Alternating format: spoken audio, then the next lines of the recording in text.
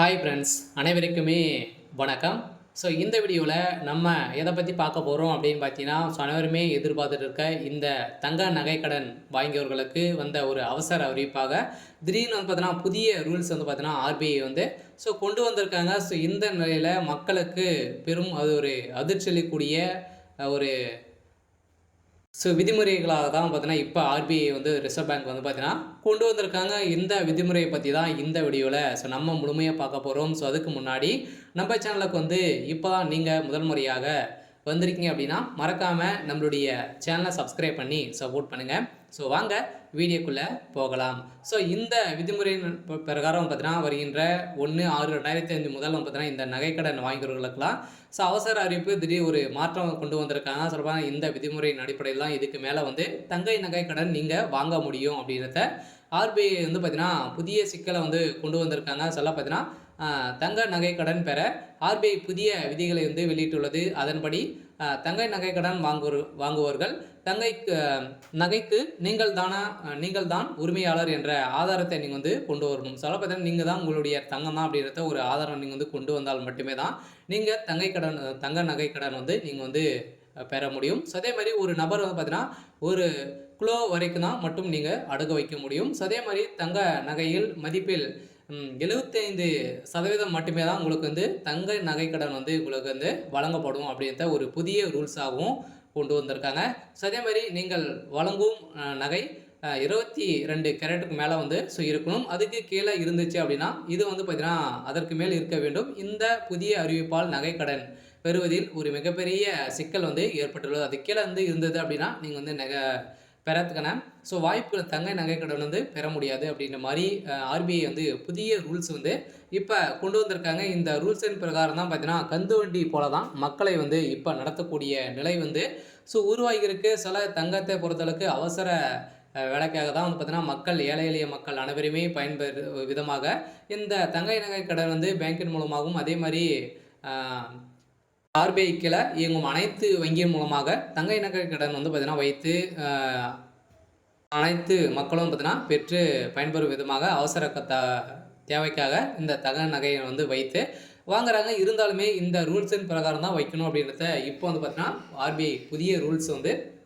கொண்டு வந்திருக்காங்க. இந்த ரூல்ஸ் பிரகாரம் பார்த்தீங்கன்னா நம்ம வந்து முழுமையாக என்னென்ன ரூல்ஸ் எல்லாம் வந்து பார்த்தீங்கன்னா இதில் வந்து கொடுத்துருக்காங்க அப்படின்ட்டு தொடர்ந்து வீடியோவில் பார்க்கலாம். மறக்காமல் நம்மளுடைய சேனலை சப்ஸ்கிரைப் பண்ணி பாருங்கள். சில தங்கை நகை கடனை பொறுத்தளவுக்கு ரிசர்வ் வங்கி வெளியிட்டுள்ள புதிய விதிகளின் அடிப்படையில் இந்த தங்கை நகை கடன் தொடர்பாக ரிசர்வ் வங்கி புதிய விதிகளை வெளியிட்டுள்ளது. இந்த விதியால் பொதுமக்கள் கடும் அதிர்ச்சி அடைந்துள்ளனர். ரிசர்வ் வங்கி வெளியிட்டுள்ள புதிய விதிகள் தங்கை நகையின் மதிப்பில் 75% மட்டுமே நீங்கள் வந்து தங்கை நகைக்கடன் வந்து நீங்கள் பெற முடியும். அதே மாதிரி இது எடுத்துக்காட்டாக நகைக்கடன் மதிப்பு 100 ரூபாய் என்றால் 75 ரூபாய் மட்டுமே தான் நீங்கள் வாங்க முடியும் அப்படின்றத ஆர்பிஐ வந்து சொல்லிட்டாங்க.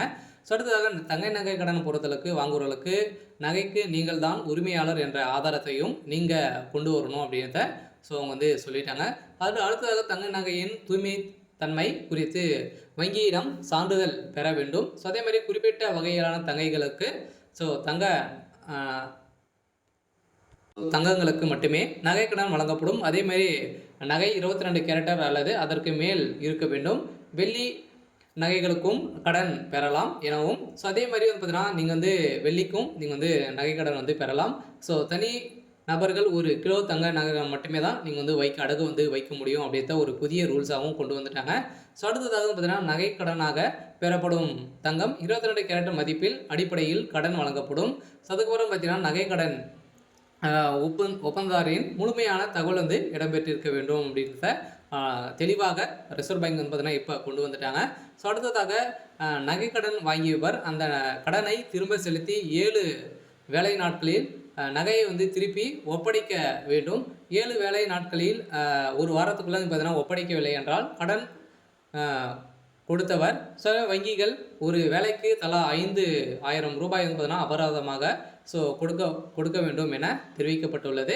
இந்த நிலையில் தான் பார்த்தீங்கன்னா ஒரு புதிய ரூல்ஸ் கொண்டு வந்திருக்கக்கூடிய நிலையில் இந்த ரூல்ஸுக்காக வந்து பார்த்தீங்கன்னா அனைவருமே பெரும் மக்கள் வந்து அவதிப்படும் நிலைமை தான் இப்போ உருவாயிருக்கு. இந்த நிலைக்கு என்ன பதில் வந்து சொல்ல போகிறாங்க அப்படின்னு தான் ஒரு பெரிய கேள்வியாகவே இருந்திருக்கு. இந்த கேள்வியின் பிரகாரம் பார்த்தீங்கன்னா, தங்கை நகைக்கடனை பொறுத்தளவுக்கு இதுக்கு மேல வந்து மக்களை அடிமைப்படுத்தும் விதமாக தான் இப்போ வந்து நடந்துட்டு இருக்கு. இருந்தாலுமே இந்த ரூல்ஸ் வந்து பார்த்தீங்கன்னா, வருகின்ற 1/6/2025 முதல் இந்த தங்கைக்கடன், நகைக்கடன் வாங்குபவர்களுக்கு ஒரு அவசர அறிவிப்பு, திடீர்னு ஒரு மாற்றமாக தான் இப்போ கொண்டு வந்திருக்காங்க. நீங்க வாங்கியிருக்கீங்க அப்படின்னா, வாங்க போறீங்க அப்படின்னா, இந்த ரூல்ஸ் எல்லாம் வரப்போது வந்து பார்த்தீங்கன்னா, இப்போ வந்து இந்த ரூல்ஸ் வந்து வரப்போகுது. மக்களை அனைவருமே பெரும் உஷாராக வந்து இருங்க. நம்மளுடைய பொருட்களை வந்து வைத்து பொருட்களை வந்து பணம் வாங்குவதற்காக இந்த பெரிய ரூல்ஸ் எல்லாம் வந்து பார்த்தீங்கன்னா, கொண்டு வந்திருக்காங்க. மக்களை கந்துவட்டிக்காரன் போல தான் பார்த்தீங்கன்னா, நம்மள வந்து நடத்தும் விதமாக தான் ரிசர்வ் பேங்க் அதிரடியாக இப்போ ஒரு விதிமுறையை வந்து கொண்டு வந்திருக்காங்க.